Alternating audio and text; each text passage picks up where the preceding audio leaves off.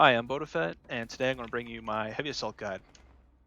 Give you a quick overview of what I'll be working with. This is generally the general meta loadout.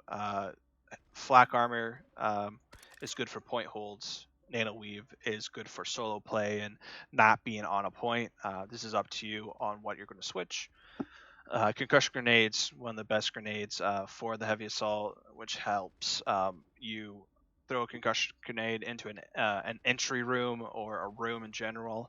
It's going to stun your enemy, which will cause them to have a movement penalty and a mouse movement penalty, and they won't be able to aim or let alone react. And you can easily pop through a door or whatever corner you're approaching and just get very easy kills. Adrenaline shield, every kill you get, you're going to get a shield for your overshield back. Um, Medkit, help you keep yourselves alive. Simulate, helps give you your, on a headshot kill specifically, it will give you your personal shield back, which is separate from your heavy assault ability. And you'll get 10% of your maximum ability energy back. So the 10% works hand in hand with adrenaline shield. So instead of 44% of your shield back on per kill, you'll get 54 if you get a headshot on top of that kill. Now, Battle Harden, very good all around. Implant helps you from taking explosive flinch or headshot flinch. Um, if you're not going to use that, I recommend Survivalist. You can use Regeneration. You can use Safeguard as well. In terms of your utility, there is times where you can switch to C4, especially if you have a good medic. I recommend pairing up with Regeneration so you can get some sort of passive healing if your medics are down or something. And throwing C4 to specifically counter maxes or to counter a enemy rush. Let's say you're in a triple stack or you're in a powerhouse, you're watching one of the staircases. You're going to be able to counter a max rush or even just a general infantry rush. Back to the normal stuff here, and I do prefer Survivalist. It used to be really good back in the day. I still think it's still fantastic, but you can use Battle Harden as well to help against the flinching. In terms of your tool slot, you have rocket launchers. I recommend the Decimator. It's usually you're going to get one shot off and kill a max. That's just because most people are going to be shooting at maxes, so it usually takes one shot from a Decimator. But usually, if they're full health, it's going to take two shots from a Decimator to kill a max. If they're running ordnance, it may take a third if they use their fire suppression. But rule of thumb, one shot, one kill on a max, especially if it's being lit up by your friendlies. Secondary, this is up to you. I like the underboss. Commissioner is really good.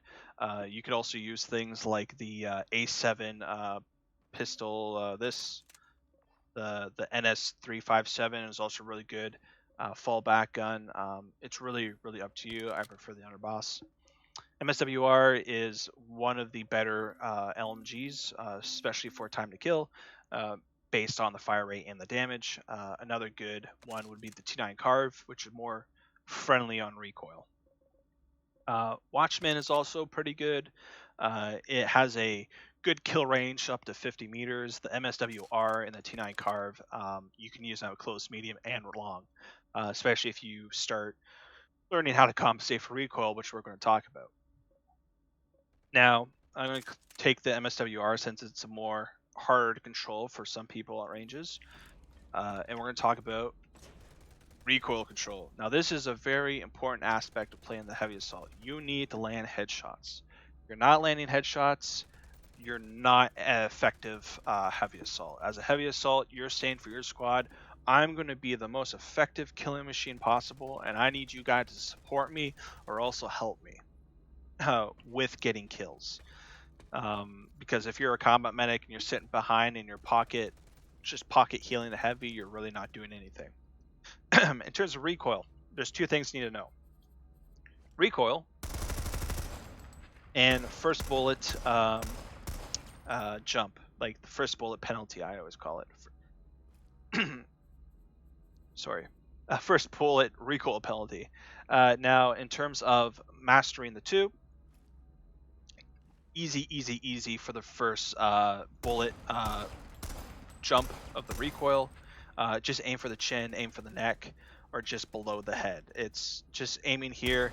You're going to see it always goes up to the head, and that's when you can start controlling the rest of your full auto spray or burst. Now for the recoil portion, as you can see, this gun shoots up to the right. So I'm going to counter by pulling down to the left. And by doing so, it's going to look something more like that, something a little bit more controlled. Now, close to medium ranges, you can get away with going full auto. You don't need a burst, and you can just easily just chain kills once you get used to that system. At longer ranges, so let's say guys back here, you're going to have to start just learning to burst. Get more used to handling people at distances. It will be a little bit more sloppy. It's more effective to aim for the center of the chest and allow your bullet rise to get those headshots for you. Trying just going straight for the headshot with particular weapons isn't always going to work. And also that is based on your own individual aim.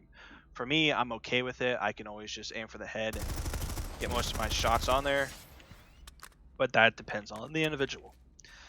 So yeah, overall, you now know loadout basics for being a more effective heavy assault.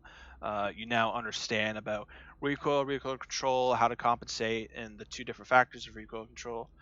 So now it's up to you on what you take from this and be the most effective as you can. Just one important thing before you guys sign off and go kill the Planet Mans. TR rules, NC and Vanu can go suck it.